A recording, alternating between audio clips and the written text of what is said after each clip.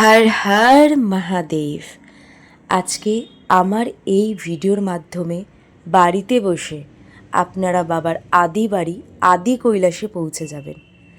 আমি মহাদেবের সাথে একা যে ফিলটা করেছি সেটা আপনারা বাড়িতে বসে আমার এই ভিডিওর মাধ্যমে পাবেন, তাই সম্পূর্ণ ভিডিওটা দেখার অনুরোধ করলাম। কলকাতা থেকে ফ্লাইট নিয়ে দিল্লির উদ্দেশ্যে আমি বেরিয়ে পড়েছিলাম সেপ্টেম্বর মাসের ২৬ তারিখে। এই দুর্গাপুজোতে আমি কিছু অন্যরকম ভেবেছিলাম। মা দুর্গা মর্তে এসেছেন, আমি গেছি কৈলাসে বাবার দর্শনে। আমি বাবার চরণেই থাকতে খুব ভালোবাসি, তাই বাবার সাথে একা দেখা করার স্বাদটা আমি কোনোভাবে মিস করতে চাইনি। যেই মুহূর্তে রেজিস্ট্রেশন এসছে সেই মুহূর্তেই আমি দৌড়েছি।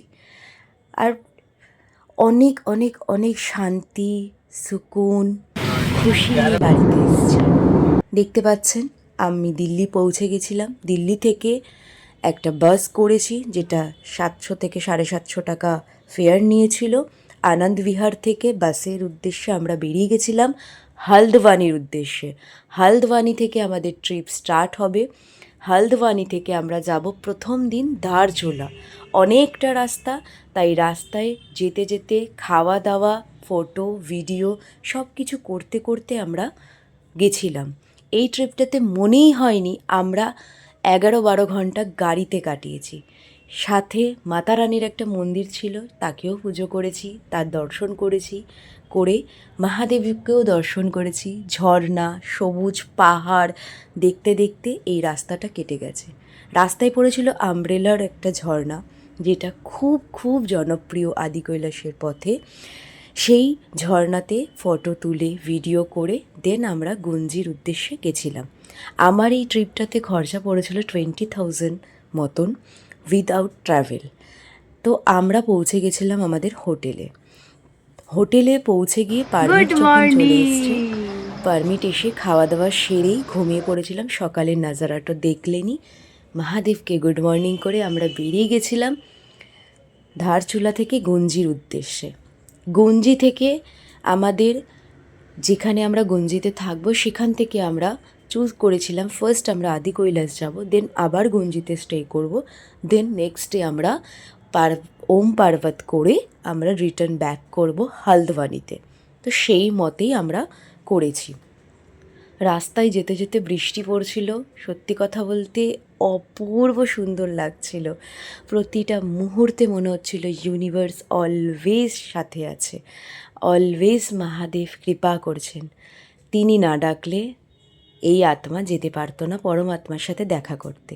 আর আমার এই জার্নিতে আমার ভাই, আমার বান্ধবী সাথে ছিলেন। তিনি নিউ মেম্বার আমাদের টিমে। এই প্রথম আমি কৈলাসে বাবার আদি বাড়িতে আমার ভাইকে আর আমার বান্ধবীকে নিয়ে যেতে পেরে খুব খুশি হয়েছি। আমরা তিনজন খুব মজা করেছি, খুব ফটো ভিডিও তুলেছি, অনেক মেমোরিজ, অনেক কিছু গেইন করে দেন আমরা বাড়ি ফিরেছি। খুব শান্তি, খুব পিস একটা জায়গা। আমি বলবো সবার যাওয়া উচিত বাবার আদি বাড়িতে।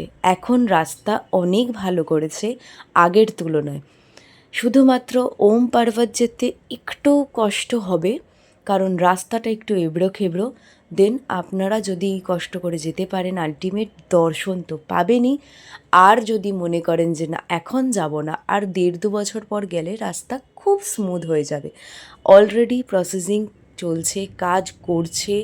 ওখানকার প্রশাসন প্রচুর হেল্পফুল। অনেক জায়গায় দেখেছি ল্যান্ডস্লাইডিং হয়েছে, সেগুলোকে খুব তাড়াতাড়ি ক্লিয়ার করছে। খুব সুন্দর ব্যবস্থা। সত্যি আমাদের ভারতীয় সেনাদের হ্যাটস অফ না করলে হয় না। ওরকম একটা পরিবেশে অত ঠান্ডায় ওরা অনবরত আমাদের গার্ড করে চলেছে, যাতে আমাদের কোনো কষ্ট না হয়। এবার আসি গুঞ্জিতে এই যেখানে আমাদের স্টে ছিল, সেখান থেকে যে পর্বতের দর্শন পাওয়া যায়, তিনিও নাকি মহাদেবের সমতুল্য, তার থেকেও নাকি মহাদেবের দর্শন পাওয়া যায়। তাই আমরা ওখানে রেস্ট না করে আমরা ঘুরতে বেরিয়ে গেছিলাম মেমোরিজ ক্লিক করার জন্য। দেন এই ছোটো ছোটো ছানাদের সাথে দেখা, পাহাড়ের সাথে চা খাওয়ার মজাটাই একটা অন্য রকম। সাথে সাথে চলছে জার্নি, মজা এরম করতে করতেই বেরিয়ে গেলাম নাভির উদ্দেশ্যে কৈলাসপতির দর্শন করার জন্য। মনে ছিল প্রচুর আনন্দ।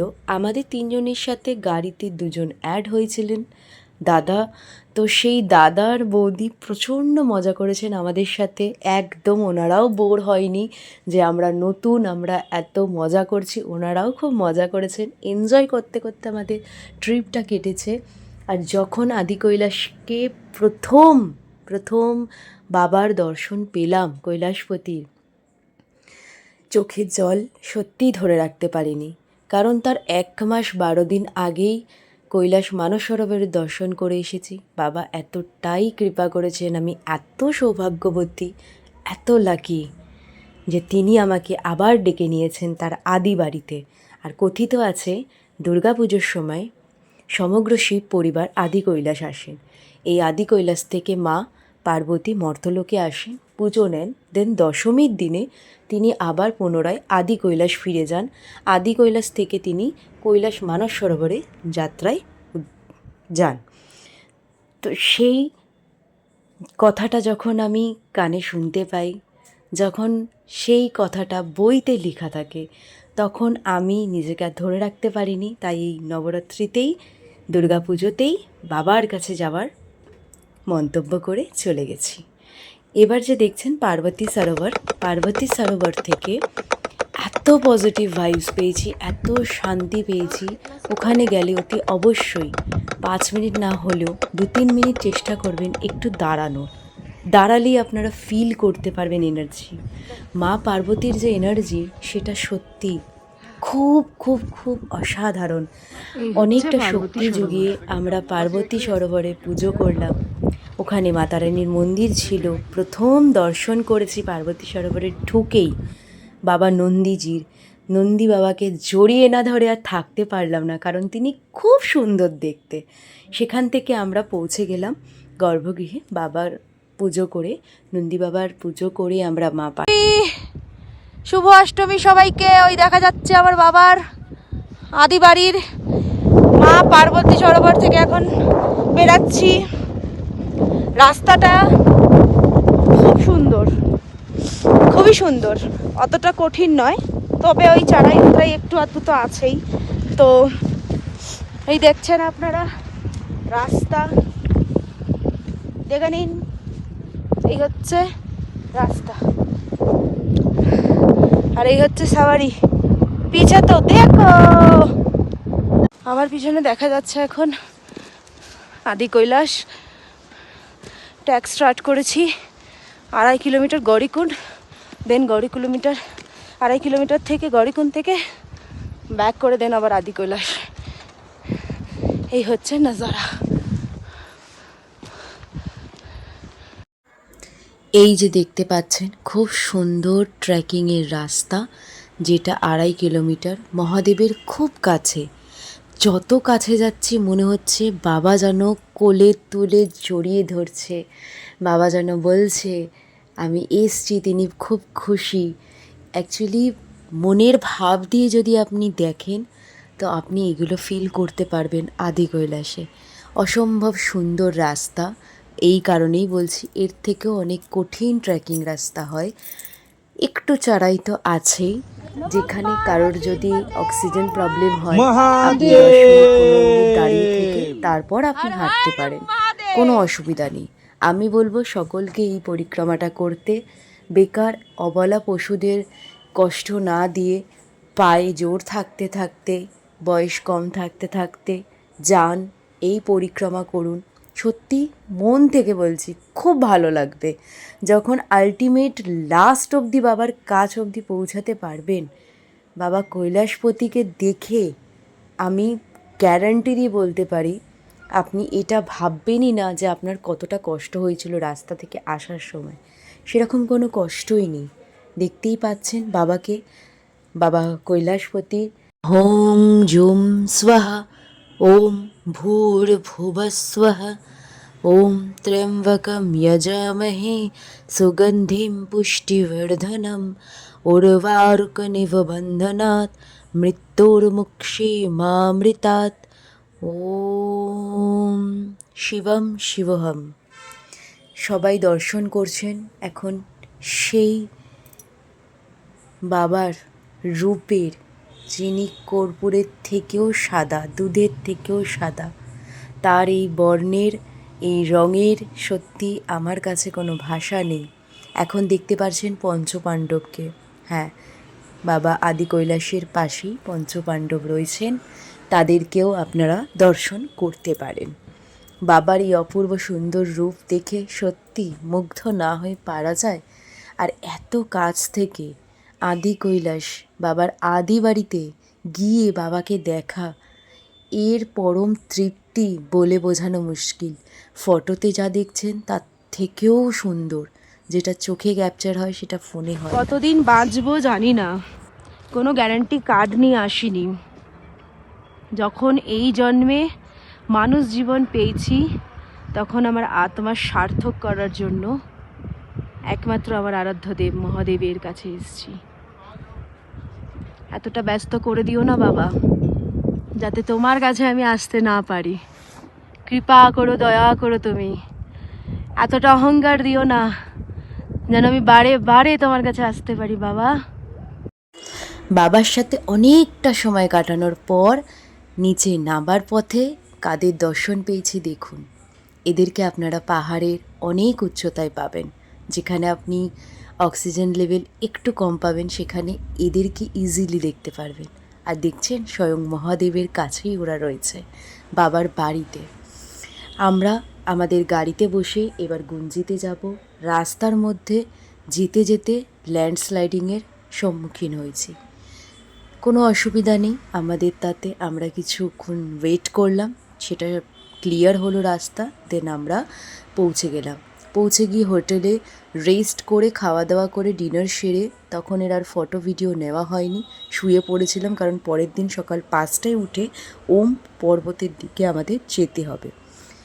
এই কারণে ওম পর্বতের দিকে তাড়াতাড়ি গেছি, কারণ লিপু লেক থেকে আমাদের কৈলাস মানস সরোবরে আবার দর্শন করতে পারবো, সেই জন্য।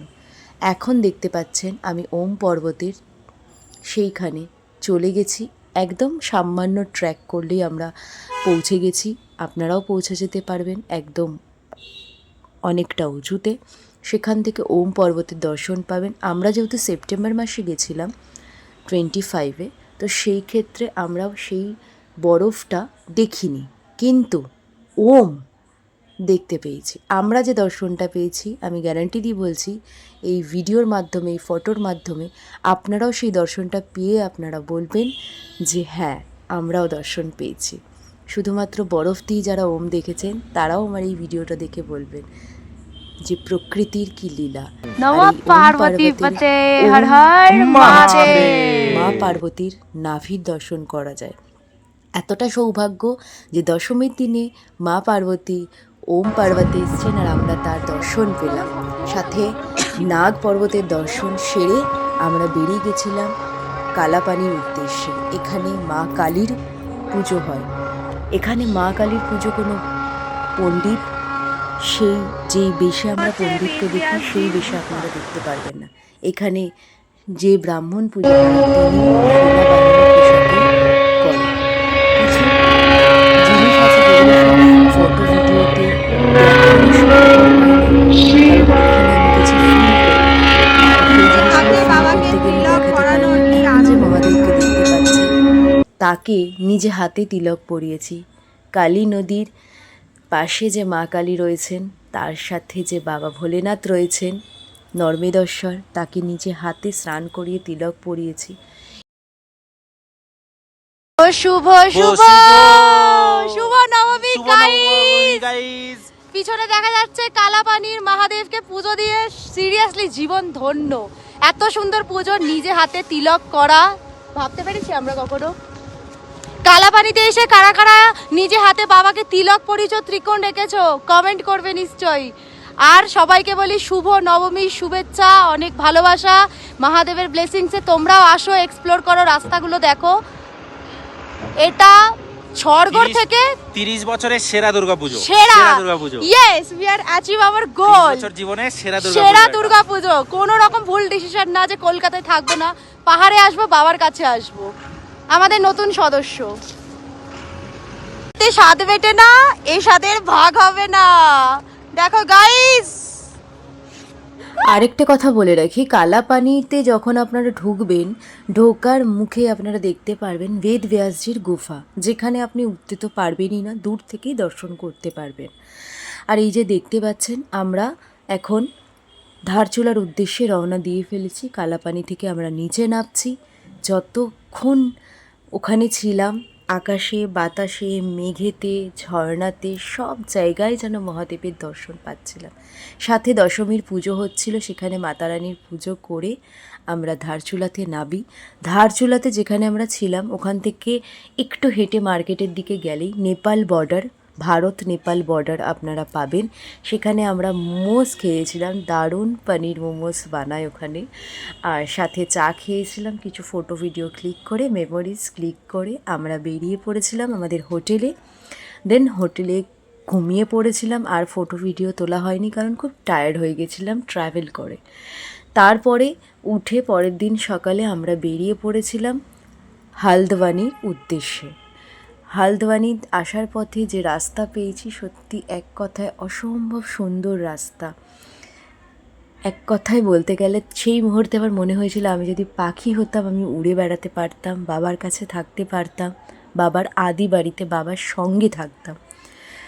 তো যাই হোক, আমি তো মানুষ হয়ে জন্মেছি, তাই আমি বারে বারে বাবার দর্শন করতে এই জায়গায় যেতে চাই। নিশ্চয়ই আমি জানি মহাদেব কৃপা করবেন, আর আমার এই ভিডিওর মাধ্যমে মহাদেব যেন আপনাদের সবাইকে কৃপা করেন, তার বাড়িতে ডাকেন।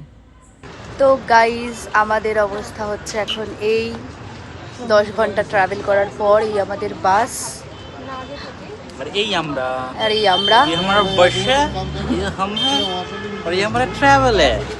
হ্যাঁ, এই ট্রাভেলে তো আমরা এখন হালদওয়ানি থেকে দিল্লি যাব, সকালবেলায় নেমে যাব, দেন দিল্লি থেকে ফ্লাইট। হর হর মহাদেব।